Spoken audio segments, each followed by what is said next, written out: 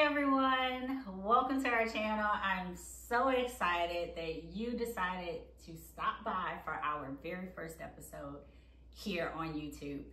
I'm Tori Elizabeth, founder of The Colored Girl, and I am beyond excited to have a conversation tonight about scarcity versus abundance. The reason why I'm talking about this is because the tips that I'm going to share with you guys tonight are things that I have done in my life and have changed my life for the better. And just a little about me, right? I grew up in a 2-bedroom trailer with my mother and my brother. And I was embarrassed by this, so embarrassed that I would ask the bus driver to drop me off at a house nearby because I was afraid of the kids knowing where I lived and how I grew up. I worked so hard on building my reputation and my personal brand in school that I was afraid of the judgment or people looking down on me due to my circumstances. And I oftentimes found myself wanting more out of life and just wanting something different. So much so that I moved from my hometown, Houston, to New York City, which is where I birthed and created The Colored Girl. And I share this with you because I'm sure many of you have gone through something similar. Matter of fact, raise your hand if you understand what it is or can relate to what it is that I'm saying about wanting more out of life or feeling that what you had wasn't enough, right? Keep your hand raised if you have people around you who would tell you that you can't do this, you can't have this, or just putting down the things that you desired. And keep your hand raised if you began to believe and adopt those beliefs that you couldn't do or have the things that you desired. As you see, my hand is still raised, and I'm sure many of your hands are raised as well. And so what I want to do is invite you today to make that decision that today's the last day that you're going to allow those limiting beliefs to hold you back, and that you're going to make a decision to walk in abundance. So I'm excited for you if you made that decision, and I cannot wait to just see where this journey leads you. And so, like I said, I'm going to give you tips that you can incorporate and activate into your life today to begin walking and living in abundance. But before I share those tips, I have to define for you what abundance is. So according to the dictionary, abundance is having a large quantity of something, the state or condition of having a copious amount of something. The opposite of abundance is scarcity. Scarcity is shortage, limit, lack, right? Scarcity is not cute, y'all, so we don't live there. We're slowly gonna begin operating in abundance. And a scripture that stood out to me is Ephesians 3:20. Now to him who is able to do immeasurably more than all we ask or imagine. That means that if we can't even think to ask or have the imagination grand enough or larger than what God can provide, then that means that we have more than enough, and all we need to do is tap into it.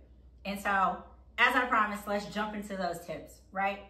So the first tip that I want to share for abundant living is I want you to pause in this moment and think about how far you have come.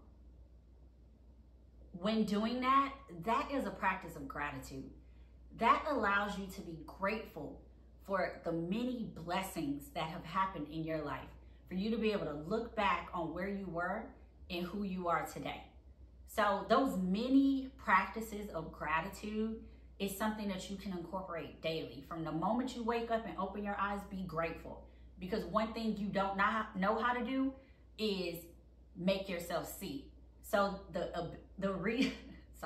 So the fact that you can't do that, and that means that something outside of you does that, and you are blessed with that ability, be grateful. Be grateful for the fact that you can move and have movement in your body.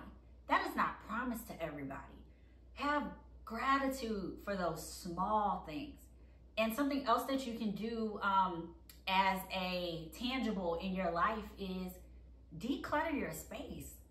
If you find that things are everywhere or your home doesn't feel like a sanctuary for yourself, then make that shift, because your home is a form of self-care. And if your environment looks all over the place, then your life is going to be all over the place. Another thing that you can incorporate into your life is a morning routine, right? Set yourself up for success. Create a routine from the moment you wake up that's going to allow your day to go like well, right? So think about, what are some things that you can do in the morning that you can incorporate into your routine, whether it's meditation, working out, eating breakfast, eating a healthy meal, making a smoothie, whether it's devotional, prayer, taking a shower, relaxing. Just create a routine that doesn't have you going straight from your bed to work, right? You need something in between to just get your mind clear and get yourself prepared for the day. The second tip for abundant living is, I want to share with you something called the law of polarity. What that is everything that is negative also has a positive side, and vice versa. If there's a positive side, there's also a negative. The reason why I say this is because our thoughts can control us. So if you can learn how to control your mind, your life will change for the better. For example, if you have a negative thought that is, I can't do this, replace that thought with something positive, which is, I am more than capable and empowered to do this. When I tell you that when you shift your thoughts internally as well as what you speak externally, game changing, like game changing. So become aware that whenever you start to have those negative thoughts, try to think of the opposite. Think of the positive. Think of a way that you can shift that, and it will allow you to begin to walk in that truth and walk in that positivity. And lastly, take inventory of the people around you. Who you surround yourself with matters. So I would love for you to do this really quickly. Take out a sheet of paper, and on the left side, I want you to write down all the people who fill you up, who brings joy into your life, makes you happy, who pour into you, who make you feel good. Write them all down. And on the right side, I want you to do the opposite. Write down the people who drain you, who are negative, who makes you feel bad. And what you will begin to do is you will decide that you will spend more time with those people on the left and give less of your time to those people on the right. And this isn't you being judgmental or just thinking that you're better than other people. What this is you controlling who has access to you and what energy you allow into your space. So I hope these tips help you out. These are things that I've incorporated into my life and things that have sent me on this journey of walking and living in abundance.